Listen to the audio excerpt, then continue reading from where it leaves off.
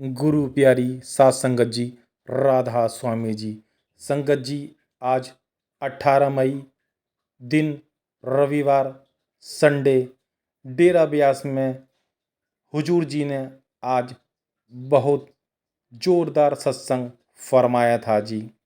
सात संगत जी, हमने आपके साथ 16 और 17 के जो डेरा ब्यास में सवाल जवाब हुए थे वह हमने आपके साथ शेयर भी करे हुए हैं जी। जिस भाई बहन ने नहीं सुने वह मेरे चैनल पर जाके सुन सकता है जी। और हम आपके साथ जो भी कोई अपडेट हो वह हम आपके साथ फेसबुक और अपने इंस्टाग्राम पर भी शेयर करते हैं जी। संगत वहाँ से भी सुन सकती है जी। संगत जी, आज मैं आपको शॉर्ट में जो हमारे प्यारे हुजूर जी ने सत्संग फरमाया था मैं आपके साथ साझा करने जा रहा हूँ जी। संगत जी, आप सभी से मेरी हाथ जोड़कर विनती है, कृपया आप इस वीडियो में शुरू से लेकर अंत तक बने रहें जी। सात संगत जी, आज सुबह 8:30 बजे हुजूर जी ने सत्संग फरमाया था जी। और जो हुजूर जी ने आज बाणी ली थी वह जप जी साहिब मूल मंत्र से करी थी जी। एक ओंकार सतनाम कर्ता पुरख निर्भव निर्भैर अकाल मूरत अजनु सैभव। जो इस पर हुजूर जी ने लगभग आज 55 मिनट का सत्संग फरमाया था जी, जो कि जप जी साहिब की बाणी का मूल मंत्र है जी। सात संगत जी, आज हुजूर जी ने सत्संग की शुरुआत इतने बढ़िया ढंग से करी थी जी। और आज इतनी गहराई से सत्संग हुआ था कि मानो अंदर तक की आत्मा तक की सफाई हो गई थी जी। जैसा कि हम सब ने अपने प्यारे हुजूर जी का 4 मई को जो सत्संग फरमाया था वह भी हमने सुना था जी। और आज वैसे ही हुजूर जी ने इतना प्यारा सत्संग फरमाया कि एक एक जो बात थी वह दिल की गहराई को छू गई थी जी। हुजूर जी ने सत्संग की शुरुआत करते हुए फरमाया था कि हमें जो हमारी ग्रंथ पोथियाँ हैं उन्हें हमें केवल पढ़ना ही नहीं है, हमें उस पर अमल और उसका चिंतन भी करना है। आगे हुजूर जी ने एक तुक भी ली थी, जो दिसे सो तो है नाही, जो है सो कहा ना जाई।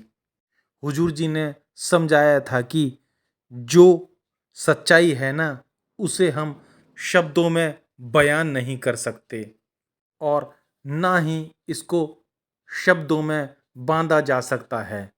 आगे हुजूर जी ने फरमाया कि एक ओंकार का मतलब यह है वह कुल मालिक जो कि एक है। फिर आगे बाइबल का भी उदाहरण देते हुए समझाया गया था कि गॉड इज़ वन, वह मालिक एक है। फिर आगे हुजूर जी ने गुरु नानक देव जी की बाणी का भी उदाहरण देते हुए फरमाया था कि एकस पिता एकस के हम वारिस, यानी वह मालिक और वह हमारा परमपिता एक है और हम जो हैं वह कुल मालिक के बच्चे हैं। किसी भी संत महात्मा ने यह नहीं कहा कि मालिक 2 है या 3 है। जितने भी संत महात्मा हमारे दरमियान आए थे उन्होंने यही कहा था कि मालिक एक है और हमें भक्ति भी उस एक ही करनी है। इसी चीज़ को आगे हुजूर जी ने साझा करते हुए समझाया था कि जो 18वीं शताब्दी में हमारे पलटू साहिब जी ने भी वाणी में यही जिक्र फरमाया था कि पलटू एको एक है, दूसरा नाही कोई। पलटू साहिब ने भी अपनी बाड़ी में यही फरमाया कि मालिक एक है, वह कुल मालिक, जिसकी हमें भक्ति करनी है और हमें जाति भेद धर्म में फंसकर इन चीज़ों में नहीं फंसना है। फिर आगे हुजूर जी ने कबीर साहिब जी की वाणी का भी उदाहरण देते हुए फरमाया था कि हिंदू कहते हैं कि मेरा राम बड़ा है और तुर्क कहते हैं कि मेरा रहमान बड़ा है। और क्या होता है कि हम आपस में इसी चक्कर में हम लड़ मरते रहते हैं और क्या होता है कि हम इसी बैसाबासी में उलझ कर ही रह जाते हैं। फिर आगे हुजूर जी ने बड़े महाराज जी का भी उदाहरण देते हुए फरमाया था कि बड़े महाराज जी क्या कहा करते थे, ये कौम हमारी नहीं है, यह देश हमारा नहीं, यह मज़हब भी हमारा नहीं है। भाई, हमारी कौम तो सिर्फ सचखंड है, हमारा देश तो सतनाम है। हम तो उस सतनाम समुद्र से आए हैं और हम यहाँ आकर हमने अपने अलग अलग मज़हब, धर्म, जाति और देशों में बांट लिया है। लेकिन असली धर्म क्या है? आगे हुजूर जी ने बहुत ही सुंदर उदाहरण देते हुए समझाया था कि हमारा असली धर्म तो इंसानियत है और इंसानियत से बड़ा धर्म कोई नहीं है। हम सभी जानते हैं कि जितने भी संत महात्मा हमारे दरमियान आए थे, उन्होंने अलग अलग जातियों में जन्म लिया। कोई क्षत्रिय थे, कोई किसान, कोई किसी जाति। लेकिन कभी किसी ने यह नहीं कहा कि वह मालिक एक नहीं दो है। सब ने ही यही कहा है कि भाई, मालिक एक ही है। हर धर्म हमें यही सिखाता है कि मालिक से हमें प्रेम करना चाहिए। और लेकिन हम क्या करते हैं कि हम धर्म और मज़हब को बीच में ले आते हैं और मज़हबों की दीवार आपस में खड़ी कर देते हैं। साथ संगत जी, बाबा जी भी अक्सर अपने सत्संगों और सवाल जवाब में यही फरमाते थे ना कि इकबाल जी ने कहा है कि मज़हब नहीं सिखाता आपस में बैर रखना। इसलिए हमें कहा जाता है कि हमें अपनी नींव रखनी है, वह प्रेम और प्यार पर रखनी है जी, ना कि धर्म जाति भेदभाव पर। फिर आगे हुजूर जी ने बहुत ही सुंदर उदाहरण देते हुए समझाया था कि क्या होता है कि आजकल के दौर में जब हमें अपने बच्चों की शादी करनी होती है तो हम लोग क्या देखते हैं कि तेरा मज़हब और तेरी जाति क्या है, तू कितना अमीर हो या कितना गरीब हो। और जब हमें आगे पता लग जाता है तो फिर हम यही सवाल करते हैं कि लड़की सुंदर है कि नहीं। फिर आगे हुजूर जी ने मूर्ति पूजा पर भी फरमाया था कि वह जो मालिक है, कुल मालिक एक है, वह निर्गुण है, उसका कोई रूप और वह कोई किसी के मोहताज नहीं है। परमात्मा का कोई रूप, कोई रंग, ना कोई नाम है। इसलिए हमें अपने सोच का भी समय के साथ अपना दायरा बड़ा करना होगा। जो हमारी सोच होती है, हम उसके द्वारा ही सब कुछ करना शुरू कर देते हैं। हमने तो उस मालिक को भी मूर्तियों में बांध के रख दिया है और जो मूर्ति खुद डूब जाती है, वह हमें कैसे बचा सकती है। फिर आगे फरमाते हैं कि जितने भी संत महात्मा हमारे दरमियान आते हैं, जब वे अपनी शिक्षाएं देते हैं तो कोई भी जीव उनकी बात नहीं मानता। लेकिन जब वह संत महात्मा इस दुनिया से और इस संसार से चले जाते हैं तो हम क्या करते हैं, उन्हें मंदिरों और गुरुद्वारों में और तीन तीर्थ स्थानों में बांध देते हैं और फिर हम क्या करते हैं, वहीं पर उनकी पूजा अर्चना करना शुरू कर देते हैं।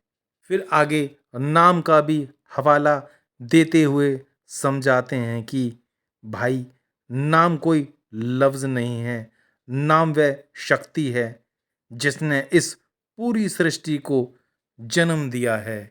फिर आगे वाणी का भी खूबसूरत उदाहरण देते हुए समझाते हैं कि वाणी बजी चौ जुगी सच्चो सच सुनाए, वह वाणी जो चारों जुगों को तारती आई है और यह वो वाणी और शब्द है, सब कुछ बना है और एक दिन शब्द में ही सब कुछ समा जाना है। आगे हुजूर जी ने कबीर साहिब जी का भी बहुत सुंदर उदाहरण देते हुए समझाया था कि कबीर साहब ने कहा था कि अल्लाह अकबर नूर उपाया, कुदरत के सब बंदे, एक नूर से सब जग उपजा, कौन भले कौन मंदे। फिर आगे फरमाते हैं कि जैसे समय बदलता चला गया, जो नई पीढ़ी आती है वह सवाल भी करती है कि ये जो हम बातें करते हैं यह तो सिर्फ धार्मिक ग्रंथों में ही लिखी हुई है।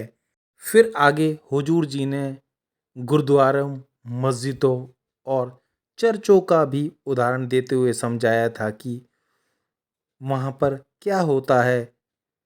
मस्जिदों में अजान और गुरुद्वारों में बाणी पढ़ी जाती है और चर्च में भी मोमबत्तियाँ जलाई जाती हैं। इन सब का यही मतलब होता है कि और यही संकेत होता है कि वह एक नूर है जिसकी और हमारे ग्रंथ पोथियाँ और हमारे धर्म ग्रंथ कहते हैं। बस हमारे समझने का फर्क है। फिर आगे फरमाते हैं कि मालिक की कोई जाति, रंग रूप नहीं होता, ना ही उस मालिक का कोई मजहब होता है। वह तो एक सत्य है जो आदि अनादि काल से चला आ रहा है और जो चीज़ समय के साथ बदलती जाती है वह सत्य नहीं है और ना ही वह हमारी भक्ति के लायक है। फरमाते हैं कि आए जाए सो माया। फिर आगे हुजूर जी ने बच्चों के सवाल जवाब पर भी फरमाया था कि बच्चे अक्सर सवालों में भी पूछते हैं कि मुझे बहुत गुस्सा आता है, मेरा मन काबू में भी नहीं रहता। और अक्सर हम लोग क्या करते हैं कि जब हमसे कोई छोटी मोटी गलती हो जाती है तो हम अक्सर अपनी गलतियां दूसरों पर मढ़ देते हैं, यानी अपने गलतियों का दोष दूसरों पर रख देते हैं। इसका भी हुजूर जी ने बड़ा खूबसूरत उदाहरण देते हुए फरमाया था कि जैसे हम क्रिकेट मैदान में अगर हम आउट हो जाते हैं तो एम्पायर को हम कोसने लगते हैं कि इसकी वजह से ही सब कुछ हो गया है और यहाँ पर हम अपनी ओर नहीं देखते। ऐसे ही हम असल ज़िंदगी में भी हमारा यही हाल है।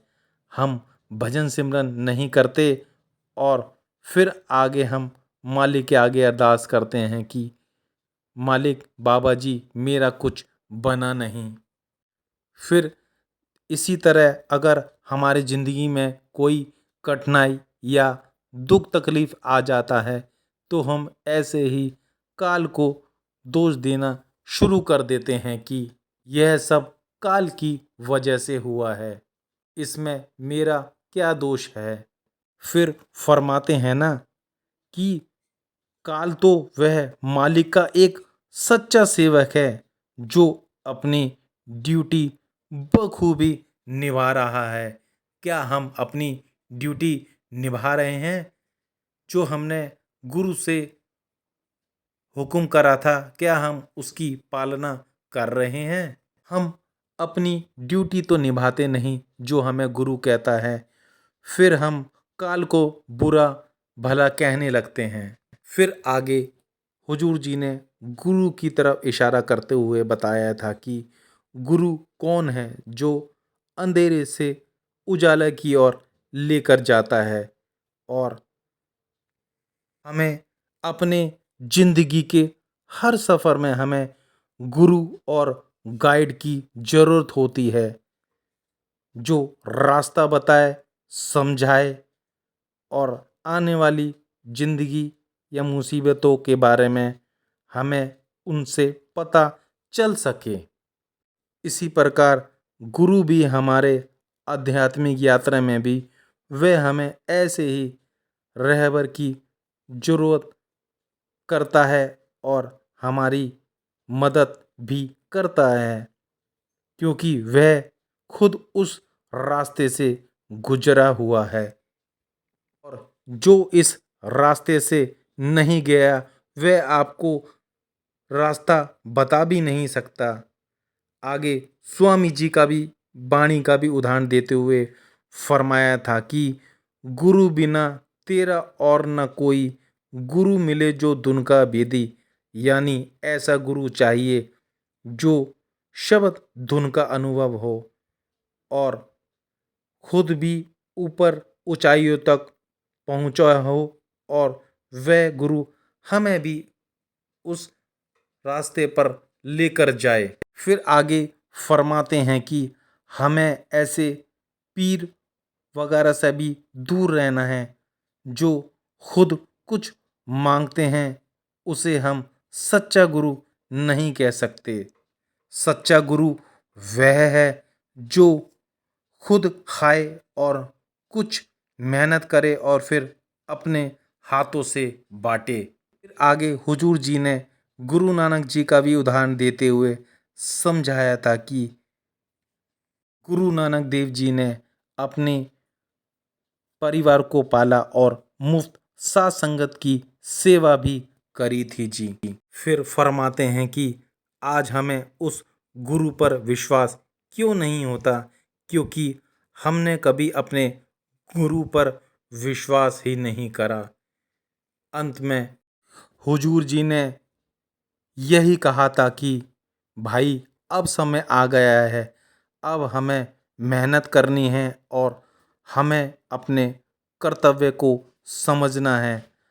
हमें नाम की और शब्द की कमाई करनी है। अगर हम नाम और शब्द की कमाई करेंगे तो वह कुल मालिक हमारा स्वार्थ भी बनाएगा और परमार्थ भी।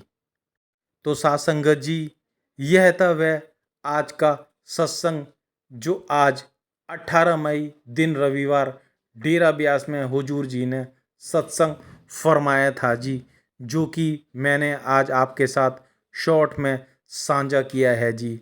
संगत जी, अगर यह वीडियो आपको अच्छा लगे तो आप इसे शेयर भी कर सकते हैं। आप चाहें तो मेरे चैनल को लाइक और सब्सक्राइब भी कर सकते हैं।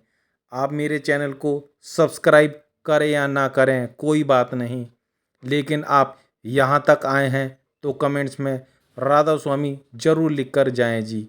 तो संगत जी, जल्दी ही मिलते हैं एक नई वीडियो के साथ। जब तक आप अपना और अपने परिवार का ध्यान रखिए। आप सभी को दोनों हाथ जोड़कर प्यार भरी राधा स्वामी जी।